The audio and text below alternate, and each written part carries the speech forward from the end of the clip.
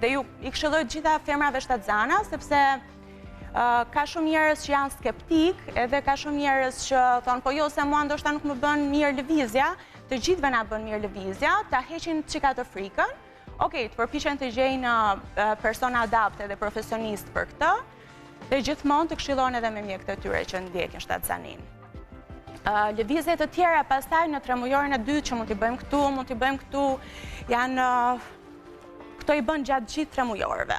Lëvizje të krahut, dhe nuk është vetëm për krahun, por kjo na engage, na vën në funksion shpinën, sepse jemi duke bërë një spërdredhje të mirë të shpinës, dhe gjithmonë Pilatesi ka tendencën që të zgjatemi. Prap, unë zgjatem, dhe vine që ndër nxjerr frymarrjen, dhe sërish zgjatem, supat I kam poshtë, gjithmonë që të mos personojmë qafën dhe të mos kemi dhimbjet e qafa, të njëjtën gjë bën edhe në krahun tjetër.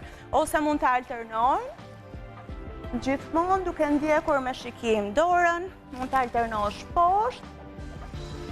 Në momentet e parë dhe në muajt e parë mund të vazhdosh edhe të kalosh edhe në tapet, në këtë lloj mënyre.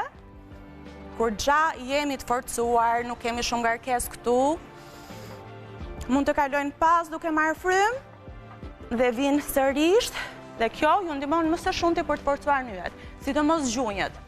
Dal nga dal, kalon pas merr frymë, dhe trupi duhet të ri drejt, nuk duhet të përkulemi, jemi drejt forcuar dhe vi prap lart dhe nxjerr. E njëjta gjë mund të bëhet duke shoqëruar me duar, siç ishim duke bërë sipër, që është për momentet pas tremujor, domethënë sa më shumë avancon shtatzania, mund të bëhet edhe kështu. Edhe kështu. Ka variacione pafund pastaj që mund të punohet.